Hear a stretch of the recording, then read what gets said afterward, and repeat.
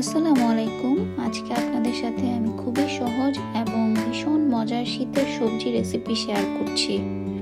অবশ্যই এই রেসিপিটি একবার বাসায় বানিয়ে দেখবেন, সবার ভীষণ পছন্দ হবে এবং আমাকে কমেন্ট করে জানাবেন এই রেসিপিটির নিচে যে আপনাদের এই রেসিপিটি কেমন লাগলো। প্রথমেই একটি কড়াইয়ে 2 টেবিল চামচ তেল নিয়ে নিয়েছি। এর মধ্যে হাফ টেবিল চামচ 5 ফোড়ন দিয়ে দিলাম। যারা 5 ফোড়ন পছন্দ করেন না তারা এর পরিবর্তে মেথি দানা ইউজ করতে পারেন। এখন 2 থেকে 3টি শুকনো মরিচ দিয়ে দিব এবং 5 ফোড়ন এবং মরিচ দুটো একসাথে একটু ভেজে নেব।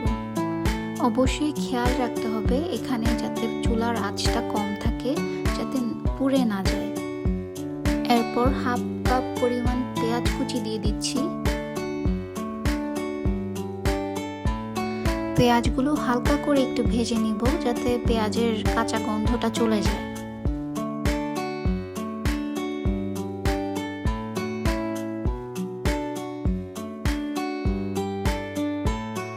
তবে যারা নিরামিষ রান্না করতে চাচ্ছেন তারা এখানের এই পেঁয়াজটা স্কিপ করবেন, তাহলেই নিরামিষ হয়ে যাবে।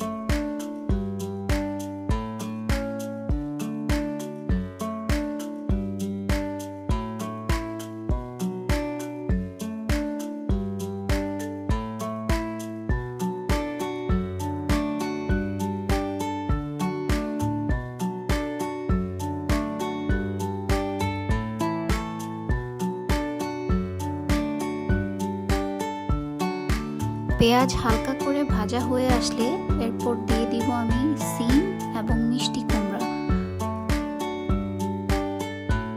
সিম এবং মিষ্টি কুমড়া আগে দিয়ে দিচ্ছি, এতে করে একটু ভেজে নিলে সিম এবং মিষ্টি কুমড়ার যে কাঁচা গন্ধটা ওটা আর থাকবে না।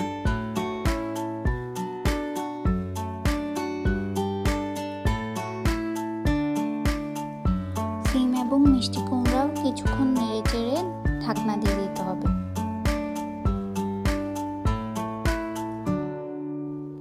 মাঝে মাঝে ঢাকনাটা খুলে একটু নেড়েচেড়ে দিতে হবে, না হয় নিচে লেগে যেতে পারে, আর পুড়ে গেলে কিন্তু খেতে ভালো লাগবে না।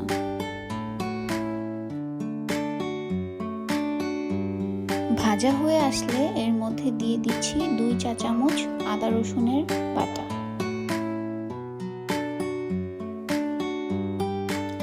আদা রসুন বাটা দিয়ে একটু নেড়েচেড়ে নিতে হবে, এতে করে আদা রসুনের যে গন্ধটা থাকে ওটা চলে যাবে।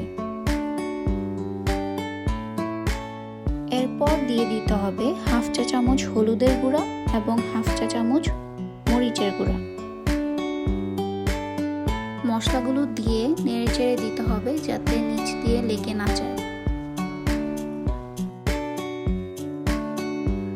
এরপর অল্প পরিমাণে পানি দিয়ে মশলাগুলো সিম এবং মিষ্টি কুমড়ার সাথে খুব ভালোভাবে কষিয়ে নিতে হবে। এর মধ্যে দিয়ে দিচ্ছি 1.5 চা চামচ লবণ এবং 1 চা চামচ ধনিয়া গুঁড়ো।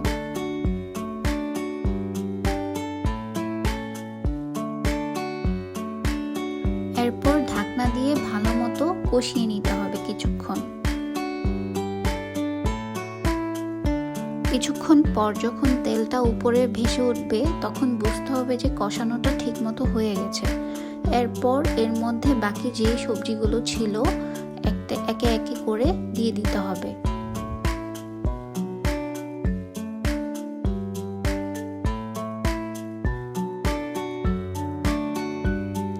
কিছুক্ষণ নেড়ে চেড়ে এখন ঢাকনা দিয়ে দিতে হবে।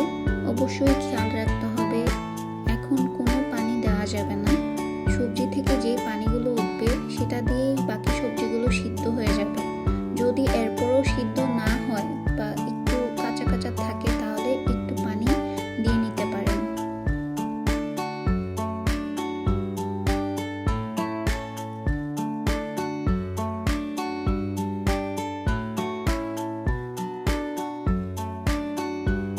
এই যে দেখেন অলরেডি সবজিতে অনেক পানি উঠে গেছে, এটা দিয়ে আমার সবজি সিদ্ধ হয়ে যাবে।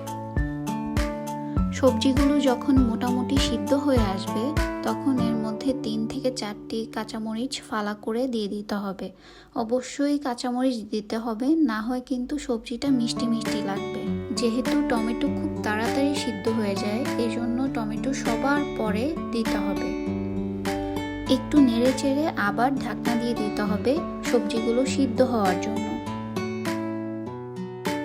সবজিগুলো সিদ্ধ হয়ে আসলে দিয়ে দিতে হবে 1/2 চা চামচ জিরা গুঁড়ো এবং 1 চা চামচ চিনি। সবার পরে জিরা গুঁড়োটা দিতে হবে, এতে করে খুব সুন্দর একটা ফ্লেভার থাকবে সবজিটার মধ্যে। এরপর আবারও নাড়াচাড়া করে ঢাকনা দিয়ে সিদ্ধ হতে দিতে হবে।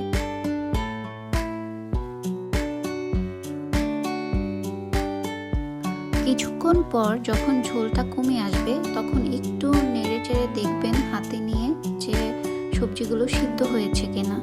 সিদ্ধ হয়ে আসলে আমি চুলাটা অফ করে দিব।